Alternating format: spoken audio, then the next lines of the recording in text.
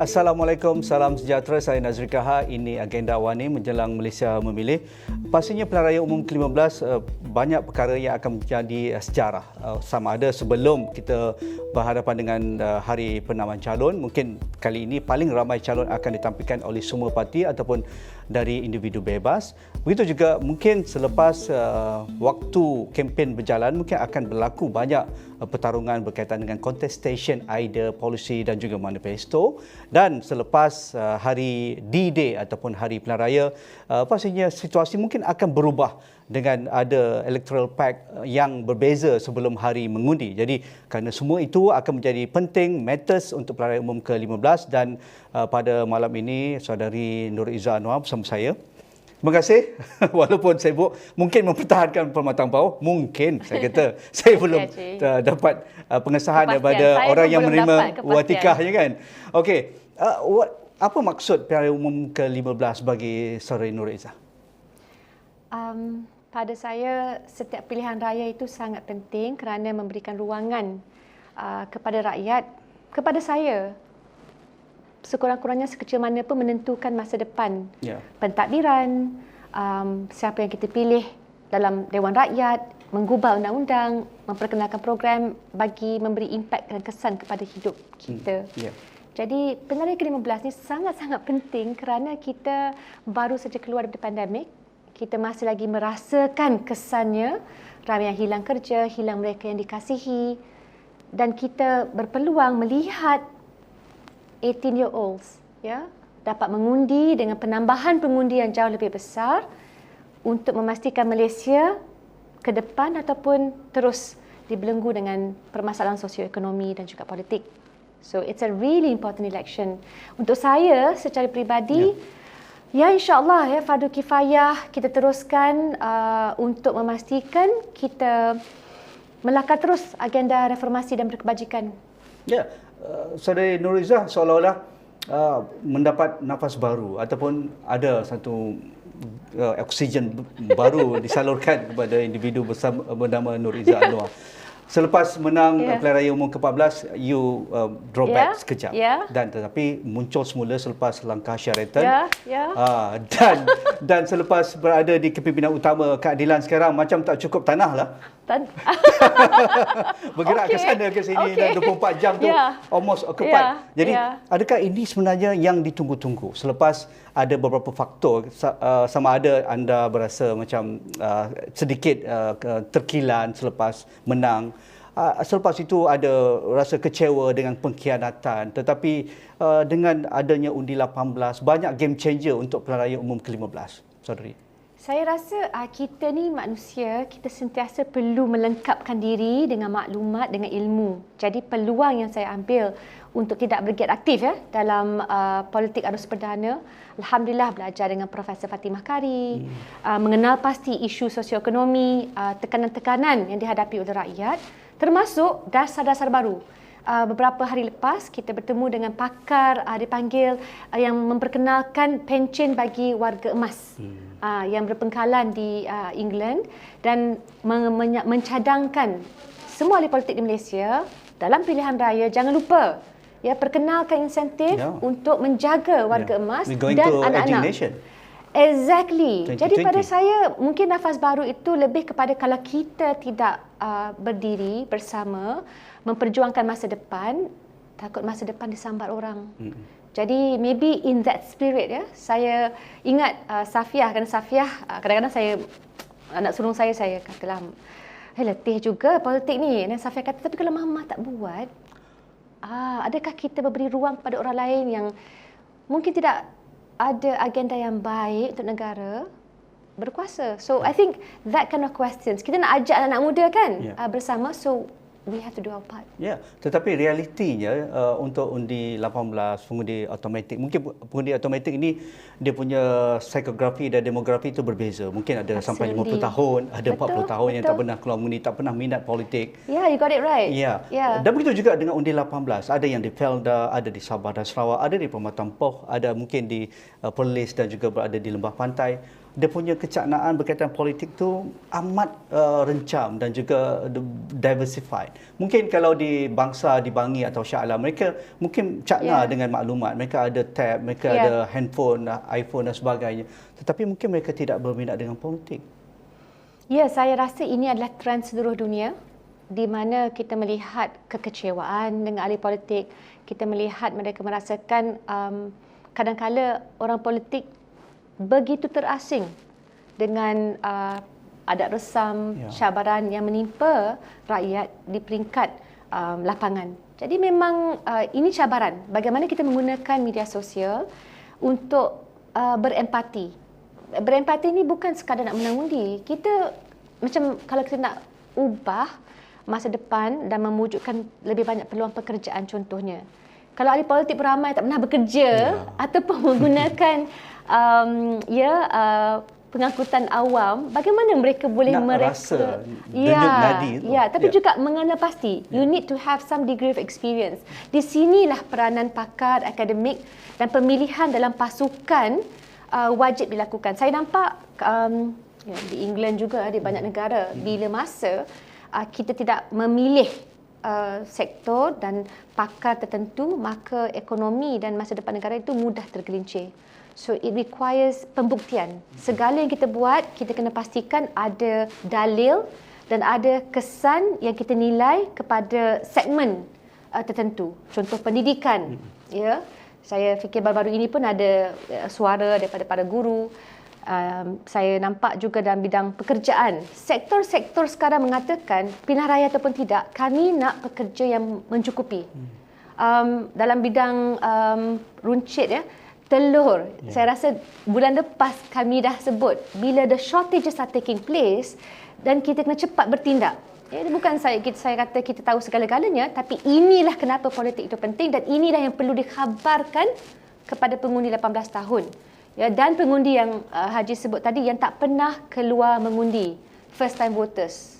Ya, saya rasa realiti apabila kami berada di Johor untuk pertama kali undi 18 digazetkan, dijadikan undang-undang. Dan kita tahu sekitar hampir angka yang signifikan 400,000 ke 500,000 pengundi baru. Tetapi apabila kita berada di lapangan dengan abang Grab, dengan abang rider dan sebagainya, ataupun anak-anak yang sedang main game PUBG di kopi-kopi tiam ataupun di kedai-kedai kopi hipster, mereka memang, oh ya ke nama saya dah ada dalam pemilih. Saya tak kisah kot siapa menang kot, tapi saya tak keluar mengundi lah. Yang ketiganya, kalau di flat lakin tu, saya tengok ayah saya mengundi. Betul. Jadi di dalam kerencaman Bandaraya Johor Bahru itu juga kita lihat kepelbagaian pandangan mereka tentang politik. Tapi yang lebih menggerunkan apabila mereka tak payah kot sebab saya tak kisah siapa menang. Dan kami pun jadi rider lagi. Esok lusa kalau dia menang pun kami jadi rider lagi. Gaji 1,800, 2,000 sebulan dah mungkin. Jadi di mana orang kata pun untuk menidakkan persepsi demikian di kalangan anak muda? Saya rasa pertamanya kita memang kena faham dari segi kekecewaan tu it's a real thing. It's real. Yeah, real. Ya, dan keduanya bila kita berbincang tentang isu ekonomi gig. Saya ambil ekonomi gig. Grab riders, kita boleh saja mengatakan sebenarnya ada perbezaan. Bila diperkenalkan undang-undang Akta Pekerjaan yang Adil, contohnya, yang mencakupi cara-cara untuk upskilling pekerja dalam gig ekonomi, di mana mereka boleh saja dalam setahun dua mengukur cara mereka mendapat gaji lebih tinggi, upskilling sendiri, memandangkan berbanding dengan keadaan sekarang di mana gajinya akan sama saja kerana terlalu ramai pekerja yang ditawarkan dalam sektor tersebut yang berlumba-lumba untuk mendapatkan kerja tersebut. Jadi di sini mungkin the challenge is kepada politician. Bagaimana kita boleh mengatakan sebenarnya ada perbezaan. Dalam hidup anda boleh diperkenalkan gaji minima. Saya fikir kita dah ada 3 pertukaran kerajaan kan. Dulu tak pernah menjadi isu yang terlalu hangat.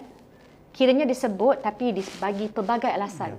Sekarang seolah-olah ada perlumbaan untuk menyatakan ia adalah isu dalam pilihan raya satu, tapi kalau tidak dilaksanakan dengan baik oleh mana-mana pimpinan politik yang bertanggungjawab, maka akan beri kesan yang sangat negatif kepada IKS. Jadi pada saya, challenge is first, kita kena yakinkan bahawa ya, mungkin kali round pertama dekat Johor, kurang orang keluar. Tapi kalau kita teruskan dan kita terus address the issues, menyimpulkan cara impact kepada kerja mereka, kepada peluang pendidikan mereka, kepada upskilling mereka, insya-Allah dia akan bertambah. Di sinilah saya rasa masih lagi rasa optimis. Ya, ramai pengundi di luar mereka ingin suatu naratif yang mudah digarap, mudah dipaham, mudah mereka, okey, yang ni aku nak pilih. Mereka yang akan buat keputusan. Mereka mudah mendengar ceramah saudara Rafizi Ramli melalui ceramah fizikal atau melalui dalam talian. Mereka rasa benda yang besar tu boleh dijadikan amat mudah dipahami, dan kami ingin dengar isu-isu ekonomi, isu sosial macam tu. Juga apabila mereka dengar Syahril Hamdan, KJ bercakap, ini yang kami mahukan, dan juga saudara Nur Izzah. Tetapi akhirnya bagaimana juga mereka ada intrik ataupun mengusik motivasi mereka untuk keluar. Kerana kalau mereka faham, mereka suka individu ataupun figura politik, tetapi kalau mereka tidak keluar dengan 21 juta pengundi kali ini yang paling besar pernah dicatatkan oleh dalam daftar pemilih SPR, kita risau. Apa juga keputusannya, kalau kurang daripada 65%, kurang daripada 70%, kita nak mengatakan ini refleksi mandat yang diberikan oleh rakyat, saya rasa agak menyimpang, tidak apa yang ingin kita capai. Pandangan Saudara Izzah. Benar sama sekali. Nak mengabsahkan mandat itu tentu peratusan keluar mengundi kena tinggi, ya. Jadi pada saya, dia antara pilihan, ya, nak pilih racun, ya, tekanan yang sedang menimpa kita, ya, kelemahan dan kekecewaan dengan madu. Jadi kalau kita dalam pilihan raya kita rasa tak nak undi, memanglah racun akan terus bermaharajalela. So it is really a vote, tapi a choice. apa pandangan pula dikata dengan mereka, kami tak keluar kerana kami tak pilih siapa-siapa. Jadi tak pilih siapa-siapa. Itu pun bukan kerajaan saya. Ya.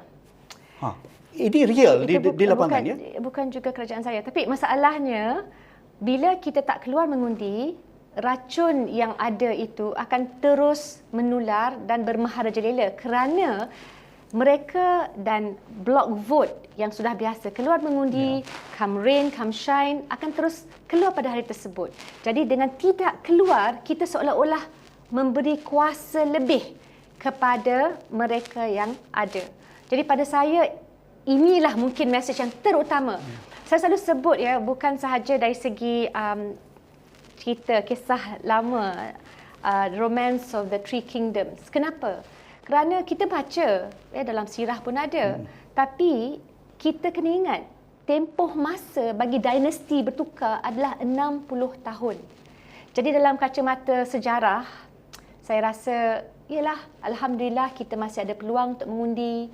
Kita ada dilema, ya, nak hadapi banjir bila Met Malaysia menjelaskan memang dalam keadaan sekarang musim terkujur, dan kita marah. Pada masa yang sama, kalau kita tak pilih dilema untuk keluar mengundi, melaksanakan hak kita, maka kita akan memenangkan pihak yang telah memilih untuk meneruskan undian pada musim terkujur.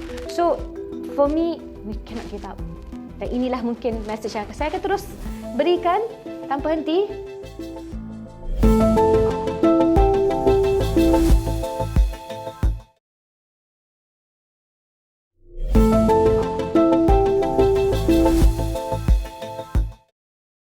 Wanita ini sentiasa dibanggakan oleh pimpinan politik, parti politik. Mereka lah paling rajin jenteranya, paling hebat pacarnya, paling setia dalam setiap mesyuarat. Mereka lah yang mencukupkan korum dan sebagainya.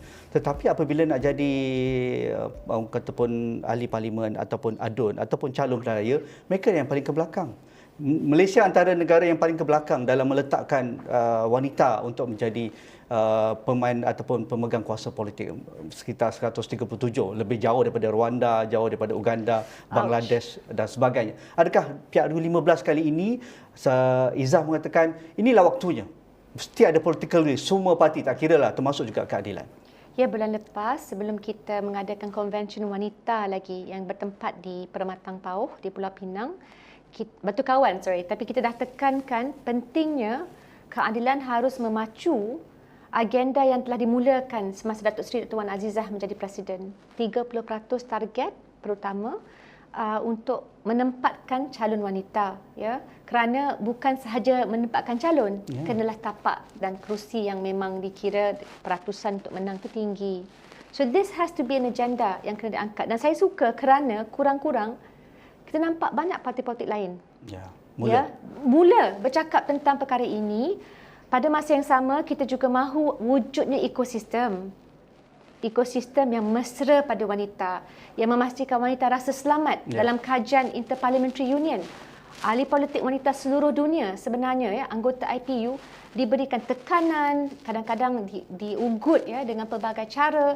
Jadi ekosistem itu penting juga kerana kita mahukan masyarakat yang cakna, termasuklah calon wanita. But yes, saya rasa penting kerana dasar-dasar yang memerkasakan wanita perlu diangkat, dan saya ada sebut juga bukan sekadar itu. Jangan ingat Kementerian Wanita saja kena jaga. Kita kena mengarus perdanakan agenda wanita, dan kementerian lain juga harus membantu dalam mengangkat agenda ini. It is not just the responsibility, tanggungjawab wanita semata-mata. Apa pandangan Iza berkaitan dengan pentingnya meletakkan angka yang munasabah? Saya rasa 30% tu minima. Tapi kalau dapat lebih tu lebih bagus, dan berdasarkan merit, berdasarkan kekuatan individu. Tetapi isu yang mendasari negara pada ketika ini, apatah lagi selepas pandemik, kita lihat dengan kajian UNICEF, kajian-kajian universiti, termasuk Profesor Fatimah Karim mengatakan pendapatan isi rumah selepas pandemik amat lemah, amat kurang. Kerana apabila berada di flat, di rumah kos rendah, yang menjadi ketua keluarga adalah wanita. Yang menjadi breadwinner untuk keluarga adalah wanita. Tetapi apabila polisi diletakkan ataupun difikirkan ataupun dipraktiskan, mereka tak memikirkan hal ini. Mereka masih meletakkan patriarkal lelaki itu. Jadi isu berkaitan dengan anti-stalk bagus dah letak di hadapan. Berkaitan dengan anti-sexual harassment, dan juga yang belum dengar tapi sudah pun ada ura-ura akan dibawa adalah kerakyatan bagi wanita yang berkahwin dan lahir di luar negara dengan foreign husband. Jadi mengapa ini satu yang krusial, dan saya rasa pengundi kali ini adalah majoritinya wanita. Dan di universiti, undi 18 yang sudah pun berada di kampung, berada di alam pekerjaan, ramai terpaksa duduk rumah sekarang kerana mereka terpaksa fikirkan nak jaga anak kerana kos nak hantar ke taskah terlampau tinggi. Iza, panjang pula soalan saya ini. Bagus sangat-sangat. Saya rasa memang menepati isu dan kemelut realiti yang dihadapi oleh wanita. Semasa pandemik, fenomena beban yang bertindan. Beban bertindan, wanita selalunya lebih banyak merangkumi pekerja dalam sektor informal. Yang tidak formal. Kedua, mereka juga merangkumi sektor dalam barisan hadapan. The nurses, the caregivers. Dan bila berlaku masalah, sama ada warga, ayah atau ibu yang sakit, anak yang sakit, siapa yang dipilih untuk pulang ke rumah, tinggalkan kerja? Wanita. Jadi, isu ini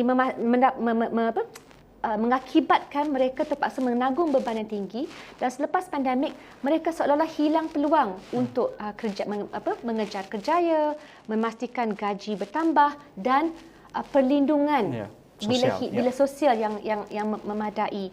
Jadi saya fikir dasar yang kita buat perlulah menyeluruh, kerana tak cukup dengan memberi peluang pekerjaan. Dia upskilling pun kalau bagi latih to be, siapa nak jaga anak di waktu-waktu tertentu? Dia kena tempatkan kedua-duanya supaya mereka ada pusat penjagaan anak-anak yang cepat diberikan kelulusan. Kebanyakan pusat penjagaan kanak-kanak hari ini adalah illegal. Nak kena hantar anak, tak ada pilihan. Tak ada pilihan. Dan bila illegal, siapa nak saman bila berlaku kemalangan atau bahaya kepada anak-anak yang kita hantar. Jadi saya fikir tak cukup semata-mata 30% bagaimana Haji sebut minimum.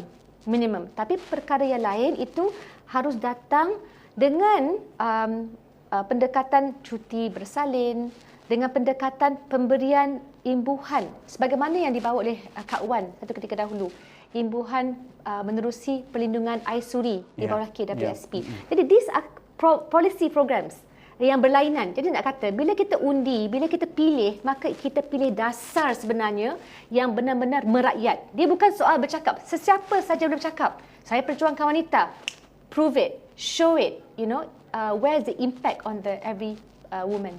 kali ini adakah keadilan akan menampilkan lebih ramai wanita, lebih 30%? Ini adalah desakan, insya-Allah, maka saya fikir dibawa oleh Presiden, tapi pada masa yang sama kita nantikan pengumuman. The proof of the pudding is in the announcement.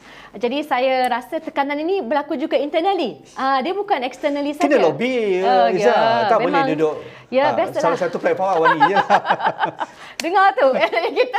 kita because saya rasa macam setiap kali keadilan ini dilihat macam ialah kita kalis masa depan. Jadi kita kena selalu ke depan dari segi undi online, atas talian kita kena ke depan dari segi mempamerkan calon-calon muda dan juga calon wanita.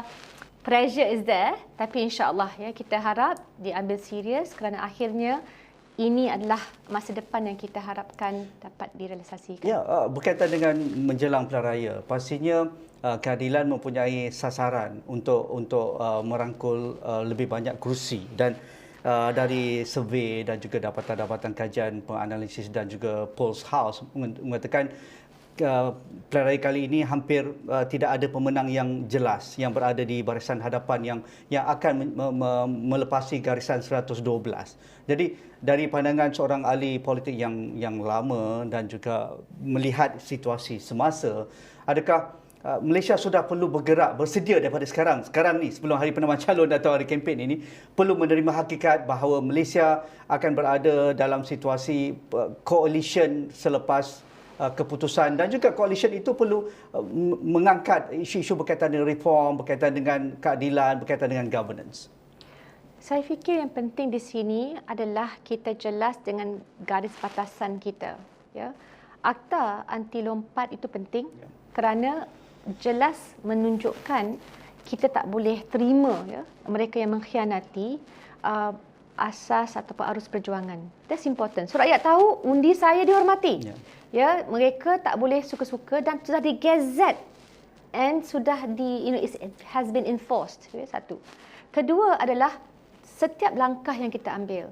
Kita tahu sukar untuk mendapatkan gabungan yang boleh reach the crossing line of 113 or even 115. Jadi kita kena berkomunikasi dan berterus terang dengan rakyat. Saya rasa yang paling kecewa bila saya sendiri bila ada keputusan diambil, pimpinan tak berterus terang dengan saya. Jadi kalau kita amalkan prinsip, kita berterus terang. We communicate, we are with you. This is the decision that we make. Ini adalah agenda kita dan semua yang parti yang mahu bersama contohnya mengangkat agenda tersebut, tetapi kita juga lihat track record, prestasi. Kalau parti tersebut atau gabungan tersebut memang jelas-jelas berkali-kali mengkhianati organisasi mereka sendiri, so sukarlah. Bukan kita nak negatif dalam bab ini, tapi saya rasa prestasi itu, track record itu penting. Kerana akhirnya rakyat juga muak dengan perlakuan rasuah. Mereka mahu institusi kehakiman yang memang adil, independen. Pada masa yang sama, mereka juga mahu ahli politik yang kompeten yang buat kerja. It's simple. I elect you, you do your work. Job kontrak 5 tahun, maksimum. Lepas tu, out you go. Jadi pada saya, kalau kita boleh tetapkan perkara ini dan kita tunjukkan, gabungan secara rasional, objektif, nak deal dengan emotions tu, but ada garis panduannya. It will be better lah. It will not be easy, tapi di sinilah kita perlukan kematangan, kebijakan dan kesabaran. Dalam hal ini, sepanjang 5 tahun yang lepas, kita lihat seolah-olah selepas 9 Mei itu rakyat sudah membuat keputusan euforianya, tetapi selepas itu percaturan bukan lagi di peta undi tetapi di hotel, di coffee house sampai ke Istana Negara. Jadi seolah-olah kami tidak berfungsi lagi. Jadi mengapa untuk pilihan raya umum kali ini, inilah masa rakyat berbondong-bondong kembali ke kotak undi. Cukup, enough is enough dengan akta anti lompat parti, walaupun ada loophole dan sebagainya. Tapi sekurang-kurangnya sudah diaktakan dan mungkin ada benda lagi, pendanaan politik akan datang dan sebagainya. Mengapa ini perlu menjadi perkiraan pengundi? Wajib sekali kerana pengundi juga mahu mengajar pemimpin yang dipilih, wakil rakyat, kerajaan, bahawa rakyat itu hakim dan penentu masa depan. Contoh semasa ketiga-tiga kerajaan negeri Pakatan Harapan. Ada yang takut, saya tentu, tak mahu mengadakan undi sekaligus dengan peringkat pusat. It's a difficult decision. Kalau kita buat tahun depan, mungkin kurang keluar mengundi. Tapi bila kita tetapkan adalah bahaya sekarang buat undian pilihan raya semasa musim Tengkujuh, maka kita kena konsisten dengan prinsip tersebut. Dan ia bukan sesuatu yang mudah. Jadi pada saya, kita belajar daripada kekecewaan yang dilahirkan. Kita mendengar. Dan setiap kali nak buat keputusan pun, kalau pun U-turn, apa pun, bagi tahu. Adalah some degree of tawaduk, rendah diri untuk nak katakan, saya tak tahu sebenarnya semua jawapan, tapi saya nak maklumkan kepada anda yang memberi saya kepercayaan, inilah option yang saya ada.